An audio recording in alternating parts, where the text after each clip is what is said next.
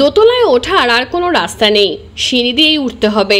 সেই সিঁড়ি দিয়ে কখন যে দোতলায় উঠেছিল কেউ দেখেনি।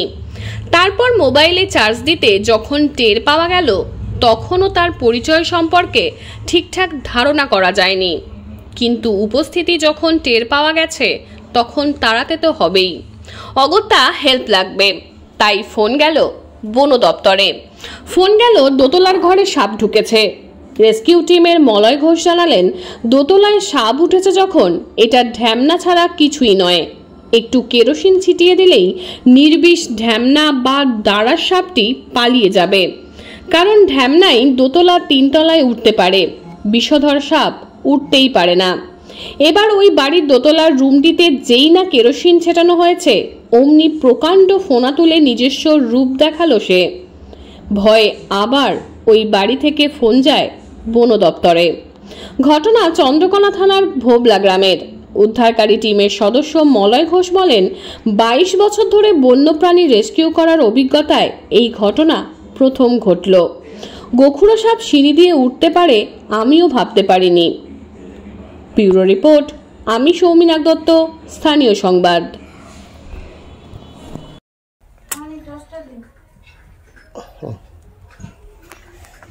কোথায়? ওই যে উপরে উপরে উপরে উপরে উপরে। হ্যাঁ, ये 100% ये सब না ঢ্যামনা সব না। আপনি ওই যে দেখুন, ওই যে ওই মুখটা মারিয়ে রয়েছে। কই? ওই যে ওই ওই ওই কোনটাই, এই ওই যে ওই চম্পালি যায় না গোগরো সাপ। হ্যাঁ, তো বললুম তো ঢ্যামনা সাপ না। পালাইছো আমি গোগরো সাপ এইভাবে সিঁড়ি দিয়ে দুতলায়? হ্যাঁ, আমি বলছি আজ ঢ্যামনা সাপ নয় তো অবাক হয়ে গেলাম গো আমি। তো হ্যাঁ, আমি দেখেছি যে ঢ্যামনা সাপ নয়। এই যে মুখটা একটু কাছে করো। বাবু সাপ অ্যাকচুয়াল ওটা আমি আছি এখানে। অ্যাকচুয়াল এখানে গোগরো সাপ কি করে সিঁড়ি দিয়ে উঠলো? এই তো খাটের নিচে ছিল, একটু একটা খাটের নিচে ছিল। হ্যাঁ, গোগরো সাপ না, তুমি তোমার ইয়ে করো এটা, আমি এগুলো সরাচ্ছি।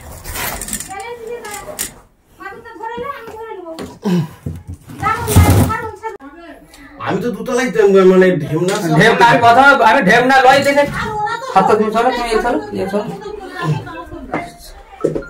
ঠিক আছে। সরস সরস আমি আছি।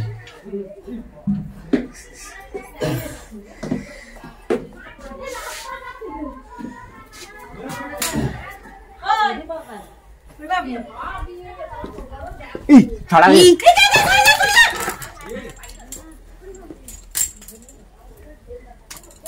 দেখলো বলে তাই।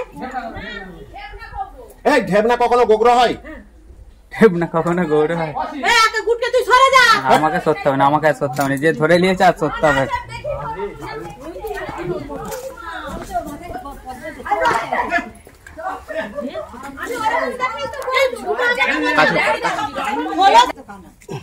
পদ্মটা তো না মামনির মাথা দেখেছে যে পদ্ম আছে গায়ে ছেড়ে এরকম দেখে তুমি মারে করবে রাখবে পকেটে এই তো আবার ঢেমনা আমার তো বয়স হলো এত বছর। ঢেমনা গোগরো এটা পুরুষ, এটা পুরুষ। ঢেমনা সাপ নাকি ঢেমনা গোগরো না। ঢেমনা সাপের সঙ্গে গোগরো সাপের মিলন হয়, এই ভাষাগুলো বাদ দিন না। 2024 সালে দাঁড়িয়ে এখন এই কুসংস্কার কেন? কোন সাপের সঙ্গে কোন সাপের ক্রস হবে না, যে যার প্রজাতি হবে না, ওটা বাজে কথা। তুই কি করে দেখলি? শুনেন, এখন সাপ সম্বন্ধে কিছু সচেতনতা বার্তা। এটা কি সাপ বলুন আগে? গোগরো সাপ বলতেন যে এটা হচ্ছে গোগরো। কেন বলবো গোগরো? কি করে জানবো? কেন গোগরো তো আমি বললাম, কেন গোগরো বলবো তার তো প্রমাণ আছে। মাথায় দেখুন একটা ইউ আছে, ইউ আকৃতি। মানে না, সব সাপে থাকে না। কারো এস থাকে, কারো ই থাকে, কারো পদ্ম থাকে। এটা হচ্ছে গোখরো, মানে ইউ আকৃতিটা হচ্ছে গরুর খুরের মতো।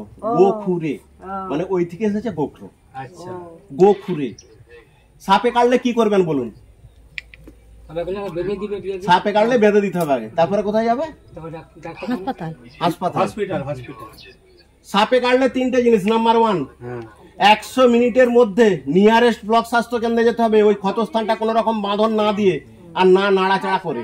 আচ্ছা, এখনো কুসংস্কারচ্ছন্ন আছে, বলছে প্রথমেই বেঁধে দিতে হবে। যদি সাপে কামড়ালে বেঁধে দেওয়া হয়, সেই সাপটি যদি রাসেল ভাইপার চন্দ্রবোড়া কামড়ি থাকে, ওই অঙ্গটা কেটে ফেলে দিতে হবে। কারণ রাসেল ভাইপারের হিমোটক্সিস বিষ চামড়া গলিয়ে দিবে, মাংস পচিয়ে দেবে। সাপে কাটলে বাঁধন দেওয়া চলবে না। তৃতীয়ত, সাপে কাটলে কখনো ওঝার কাছে যাওয়া চলবে না। ওঝা কি করে?